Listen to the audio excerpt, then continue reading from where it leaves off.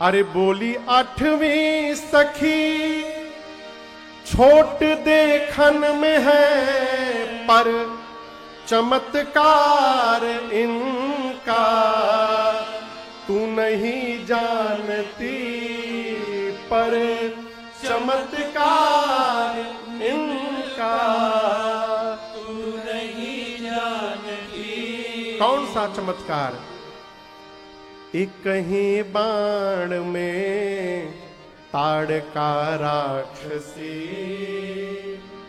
एक कहीं। आठवीं सखी ने कहा कि जिसने एक बाण में ताड़का को समाप्त कर दिया, जिनके चरणों के रज से अहिल्या जी को सदगति प्राप्त हो गई, जिसने सुबाहु को जलाकर भस्म कर दिया, वो राम जी धनुष तोड़े बिना रहेंगे। मेरी बात मानिए, जिन ब्रह्मा जी ने सीता जी को बनाया है, उन्हीं ब्रह्मा जी ने इस सांवले को भी बनाया है। दूल्हा यही बनेगा, इसमें कोई संशय मत करिए आप लोग। लक्ष्मण जी बोले राम जी से, भैया अब तो बियाहो के सेटिंग हो खेला कौन, कहिए तो एक बार ऊपर देखूं। राम जी बोले भूल कर भी मत देखो, नीचे चुपचाप देखो। अब यहां जानते हैं समस्या क्या हो गई है। सखियां हैं ऊपर, राम जी कहां है? नीचे। भगवान एकदम सीधा देख के नीचे नीचे चल रहे हैं। कई लोग चलते हैं रोड पर ना, तो चलते तो सीधा है लेकिन देखते चारों तरफ है, यही में भीड़ जाते हैं। क्या हो?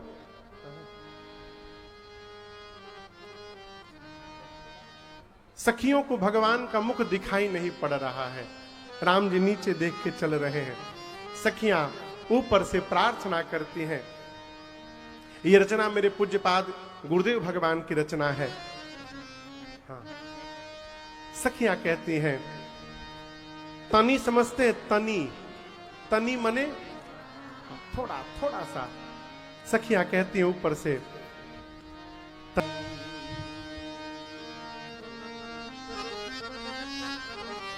भगवान उसी को देखते हैं माए बाप जो चाहता है कि भगवान उनको देखे।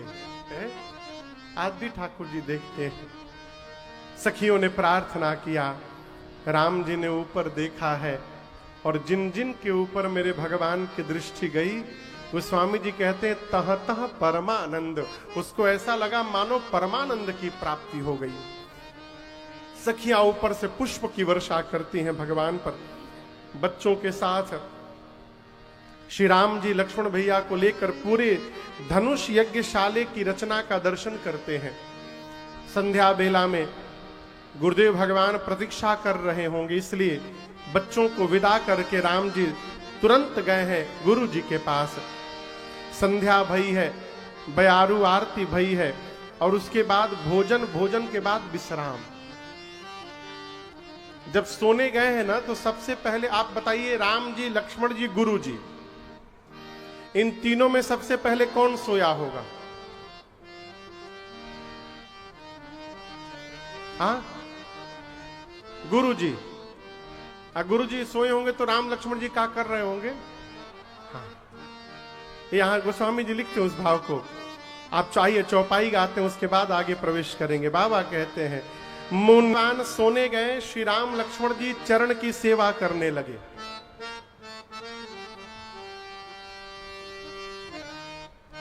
गुरु जी बार बार राम जी से कहते हैं, राम जी जाकर सो जाइए। कितनी बार कहते हैं? बार बार क्यों कहना पड़ा? सोचने का विषय है। एक बार गुरु जी कहे राम जी जाकर सो जाइए, राम जी बोले जी गुरु जी जाता हूं। राम जी दबाते रहे। फिर 5 मिनट बाद गुरु जी ने कहा राम जी सो जाइए, जी गुरु जी जा रहा हूं, कोई बात नहीं, और दबाने दीजिए। राम जी जा चले जाइए, ठीक गुरु जी जा रहा हूं। कई बार गुरु जी ने कहा। आज का चेला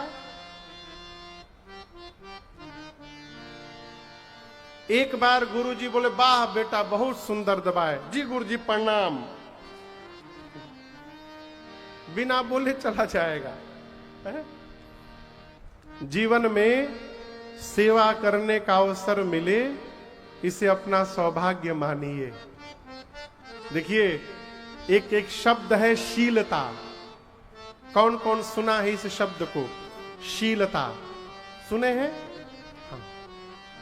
जीवन में शीलता होनी चाहिए, मनुष्य को शील संपन्न होना चाहिए। और एक बात बताऊं, शीलता आंखों से पता चलता है, आंखों में दिखाई पड़ती है शीलता। ये शीलता मिलेगी कैसे? गोस्वामी जी उत्तरकांड में कहते हैं, शील के मिल बिनु बुध सेवकाई। घर में जब तक अपने हाथ से अपने बड़ों की सेवा नहीं होगी, तब तक जीवन में शीलता आने वाली नहीं है। श्रेष्ठ की सेवा बने। और एक बात ललन बाबू, ये तो हुआ कि अपनी ओर से सेवा करनी चाहिए। अब दूसरी बात, यदि कोई सेवा कर रहा है तो उससे उतनी ही सेवा लेनी चाहिए कि उसका बार बार सेवा करने का मन करे। आप समझ रहे हैं मेरी बात? ना तो पहले ही दिन इतना सेवा मत ले लीजिए कि वो दक्षिण दिशा की ओर मुंह करके क्रिया खाए कान पकड़ के कि आज के बाद हम फिर भेटाएं ना रहुआ के। एक गुरु जी के पास एक चेला था। स्वामी जी सुनाते थे इस कथा को। बाबूजी, तो गुरु जी जब सोने गए तो चेला पांव दबाने लगा। तो गुरु जी का क्या था कि झटके में सो जाते थे, झटके में, हाँ, झटके में सो जाते थे और जैसे कोई हाथ हटावे फिर जग जाते थे। तो चेला दबा रहा है पांव, गुरुजी अब बातचीत करने के लिए पूछे उससे, और चेला घर में कौन कौन है? बोला गुरुजी बाबूजी हैं, माई हैं, हम भाई लोग हैं। कितने भाई हो? अब गुरुजी पूछे कितने भाई हो? चेला बतावे कि हम 4 भाई हैं, तब तक गुरुजी सो गए।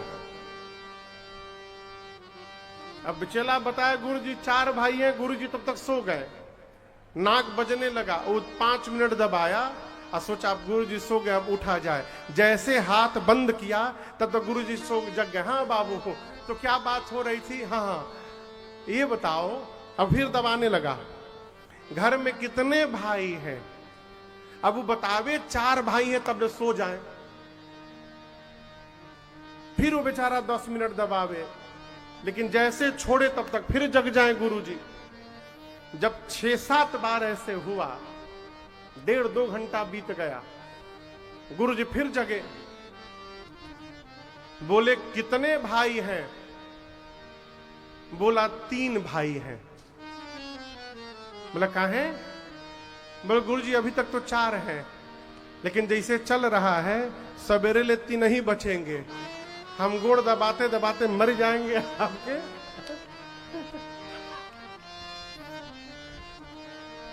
कोई भी सेवा करे तो उतनी सेवा लीजिए कि उसका बार बार सेवा करने का मन करे।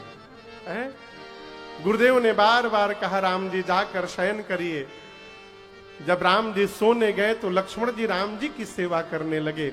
यहां राम जी भी कहते हैं बार बार कि लक्ष्मण जी आप भी जाकर सो जाइए। बार बार कहने के बाद लक्ष्मण भैया सोने गए। यहां एक और बात, किसी का सेवा करने का मन न होना, उससे भूल कर भी सेवा मत कराइएगा। अब किसी का पांव दबाने का मन नहीं और आप बरबस ना चला दबावा पांव, तो बाबूजी पकड़ के हाथ से ऐसा रगड़ेगा ना,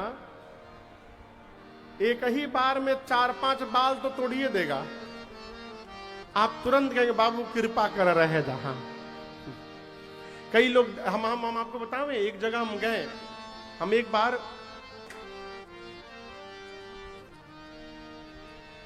सवा महीना कथा करके अमेरिका से लौटे। तो हमारे एक परिकर हैं बॉम्बे में, उनकी माता जी का ऑपरेशन होने वाला था। मुझे 4 दिन घर रह के फिर बाहर निकलना था ऑस्ट्रेलिया की तरफ। तो उनकी माता जी का ऑपरेशन होने वाला था। तो हम अभी अमेरिका में ही थे। तो वो फोन किए कि गुरुदेव आप कहाँ उतरेंगे? हम बाबू हम तो दिल्ली उतरेंगे, घर जाना है। तो बोले गुरुदेव 10 तारीख को माँ का ऑपरेशन है, आप फिर चले जाएंगे बाहर, हम चाहते हैं कि एक बार आप दिल्ली के जगह बंबई आ जाते, एक रात घर में रह जाते, माँ को मिल लेते। माँ मिलना चाहती हैं आपसे ऑपरेशन के पहले, हम आपका बॉम्बे का टिकट करा दे रहे हैं और आप फिर यहाँ से कलकत्ता चले जाइए। उन्हें ठीक है बाबू। हम उनके घर बंबई उतरे रात को 12 बजे, जाके सोए। सवेरे, अब थकान तो थी, यात्रा की थकान थी, 1.5 महीना से हम बाहर थे, तो हमको सवेरे बोले महाराज जी ये मेरा मालिश करने वाला है, परमानेंट आदमी, इससे मालिश करा लीजिए, शरीर का पूरा दर्द समाप्त हो जाएगा। हम मन में सोचे हम तो खोजते रहनी है केहू के, बड़ी कृपा हो गई। अब वो बाबू सवेरे तेल गरम करके भैया लाया और ऐसा दबाया हमको, ऐसा दबाया कि शाम को हम जब कलकत्ता पहुंचे तो घरे जात जात हमको बुखार हो गया। इतना जोर से दबा दिया था, पूरे शरीर में दर्द होने लगा था। उसके बाद हम जब दूसरी बार उनके घर गए, बोले महाराज जी मालिश करने वाला है, हमके भूल कर भी ना बुलाइएगा उनको। कहा है प्रेम भैया, इसीलिए हम डराते हैं। इहो लाए थे एक लोग को मालिश करवाने के लिए, वो 4 दिन से थे, आज चले गए कि महाराज जी करवा लीजिए। वो न जाने कौन लकड़ी ओकड़ी लेके गड़ावा था एकदम घोड़े में। हम एक बार करवाए थे, फिर हम कान पकड़ लिए, ना ना ये सब काम नहीं कराना है। हाँ? महापुरुष आदमी। आप लोग करवाए कि नहीं मालिश?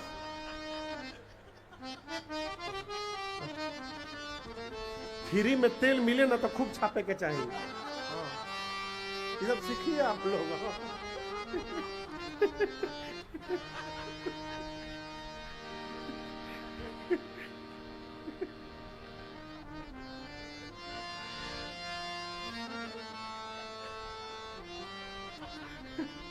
देव प्रभु। लक्ष्मण जी सोने गए, सवेरा हुआ। गोस्वामी जी कहते हैं उठे लखन निश विगत सुनी, अरुण शिखा धुनी, गुरु ते पहले जगतपति, जागे राम सुरा। अब यहां दर्शन करिए, सबसे पहले कौन सोया? जोर से बोलिए और जोर से बोलिए। गुरु जी के बाद कौन सोया? राम जी के बाद कौन सोया? लक्ष्मण जी। अब फिर से बोलिए। रात में सबसे पहले कौन सोया? सबसे बाद में कौन सोया? लक्ष्मण जी। सवेरे सबसे पहले किसको जगना चाहिए?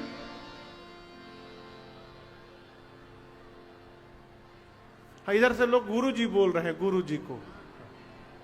कौन बोला गुरु जी को? हाँ हाँ हाँ। आजकल बाबू गुरुवे जी जगी हैं।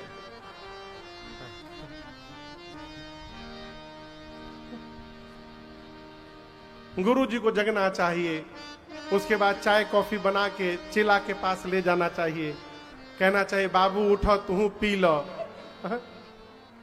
यहां दर्शन करिए, लक्ष्मण भैया सोए हैं सबसे बाद में, लेकिन सवेरे सबसे पहले लक्ष्मण भैया उठे हैं। जानते हैं क्यों उठे हैं? जिस व्यक्ति को अपने जीवन में अपने कर्तव्य का बोध रहता है, उस व्यक्ति को जगाना नहीं पड़ता है, वो अपने आप जगता है, वो स्वयं जगता है। जिस बच्चे को अपने लक्ष्य को प्राप्त करना है, वो अपने आप जग के पढ़ता है सवेरे। और जिसको जगाना पड़ता है, बाबू उठा पढ़ भाई, वो तो रामे जी जान रहे कितना पढ़िए। पढ़ने वाले बच्चे को जगाना नहीं पड़ता है, वो स्वयं जगता है। लक्ष्मण जी स्वयं उठे। रात्रि बीतने के बाद मुर्गे ने बाग लगाई, बहुत आइटम लेके बैठे हैं आप विनोद जी। और का रखे हैं?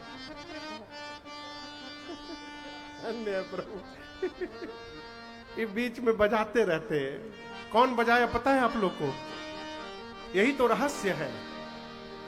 नया कलाकार दिखा रहा हूं मैं आपको। आइए ऊपर आइए, आइए।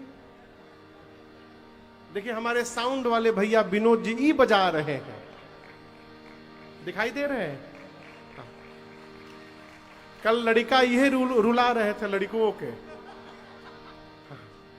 जय हो जय हो। तो क्या सेटिंग है, तुरंते दबा देते हैं। जय जय। घोड़ा मत हिनहिनाइएगा कभी।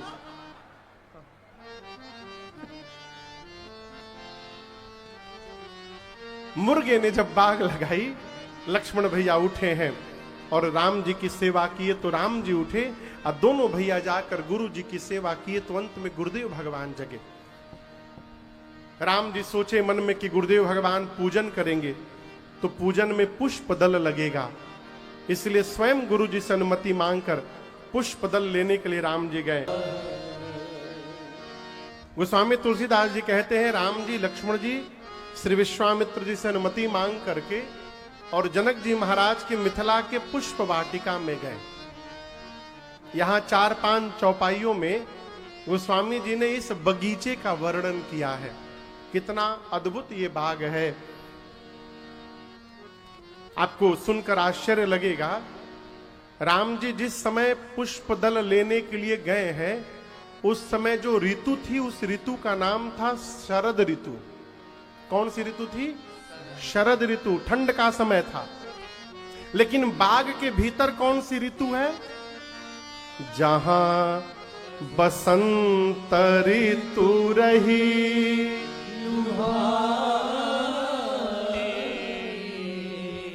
बाग के भीतर बसंत ऋतु का आगमन हुआ है। किसका आगमन हुआ है? राग बसंत, बसंत ऋतु। आपको बताऊं क्यों? सभी ऋतुओं के राजा का नाम है बसंत। ऋतुओं का राजा कौन है? बसंत। आज इस बाग में पहली बार प्रभु और मां जानकी का आमना सामना होने वाला है। जहां पर भगवान और भगवान की भक्ति मिल जाए वहां पर सदैव बसंत ही बसंत बना रहता है, वहां और कोई ऋतु आने वाली नहीं। गोस्वामी जी कहते हैं जितने पौधे लगे हैं, जितने वृक्ष लगे हैं, सब मनोहर हैं। लागे बिटप मनोहर नाना, बरन बरन बर, एक से एक श्रेष्ठ पौधे लगे हैं। एक भी पौधे पर, पेड़ पर न पुराना पत्ता है, न पुराना फल है, न पुराना पुष्प है। क्या है? नव पल्लव फल सुमन सुहाए, निज संपत्ति सुररूख लजाए। देवता देवराज इंद्र को भी लज्जा आ रही है अपने ऊपर। क्यों? इंद्र सोचते हैं मेरे देवलोक में इतना सुंदर बगीचा नहीं है जितना सुंदर बगीचा जनक जी महाराज की मिथिलापुरी में है। अद्भुत बाग, चातक कोयल तोता चकोर आकर चहचहा रहे हैं। बाग में चारों तरफ दौड़ दौड़ कर मोर नाच रहे हैं। बाग के बीच में एक सरोवर है, सरोवर के बगल में पार्वती जी का मंदिर है। राम जी आए, चारों तरफ बाग देखें, भगवान गदगद हो गए। गदगद होकर भगवान मालियों को ढूंढने लगे। माली वहां खड़े हैं। मालियों ने कहा कि हम पुष्प लेने भीतर जाएं। माली बोले दूर कहां खड़े हैं, पास में आइए। माली राम जी से कहते हैं आइए आइए राम जी आइए। मालियों से राम जी ने कहा कि हमको अनुमति दीजिए, हम पुष्प दल लेने के लिए आए हैं। माली बोले कि जो जो पुष्प दल चाहिए हमको बताइए, आप यहीं खड़े रहिए, हम तोड़ के लेके चले आ रहे हैं। आज का चेला रहता तो कहता बस बस ये तो खोजत रहनी, हाँ हम यहाँ चाय पी रहे हैं, आप जाइए सब लेके आइए। राम जी बोले नहीं, हम अपनी सेवा आपको नहीं देंगे, अंत में मालियों ने राम जी को अनुमति दी।